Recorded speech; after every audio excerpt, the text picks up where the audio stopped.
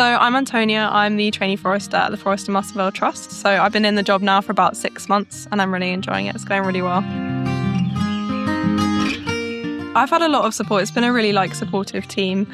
So my line manager, Luke, who's a community forester at the Forestry Marston Vale Trust, has given me a lot of direction, and really being led by him has been really useful.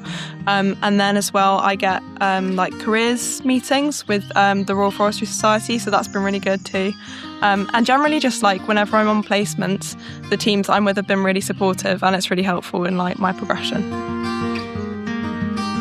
So I don't know about one, but I've definitely learned lots of different skills that I maybe wasn't expecting that the traineeship would be so broad in what I was learning. So I've learned mapping skills like QGIS, and also writing woodlands management plans and writing blogs and video editing, and then also just working with lots of different teams. So I guess that's a transferable skill, is being really flexible in working with different teams and making sure that it's all going really well. So I think I just didn't know very much about how woodlands were managed, and I think one of the things about woodlands management is that it's continuous and dynamic.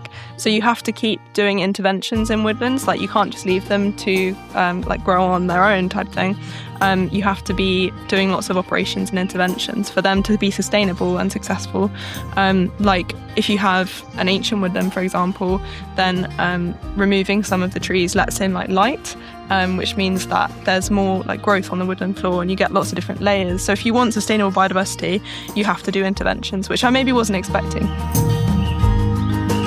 I'd say that as long as you're enthusiastic and maybe you've got a little bit of experience, but the main thing about the traineeship is that it's a learning experience. So you want to be asking lots of questions and building your skills.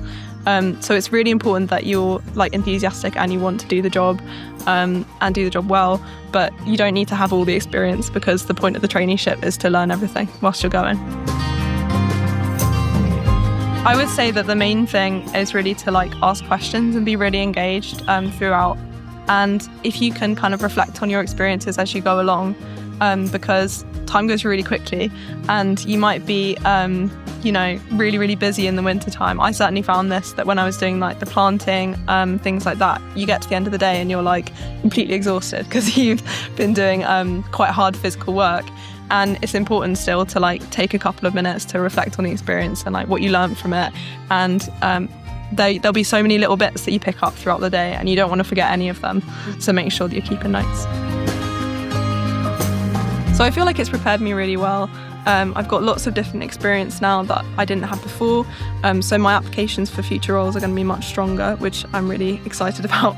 And also my next role, I'm hoping, will be something that is going to bring all those experiences together. So I've got a science background, so I'm hoping for something that involves a bit of research and sciencey things, a bit of community engagement or communication skills, because I've really enjoyed those aspects of this role as well, and my previous roles.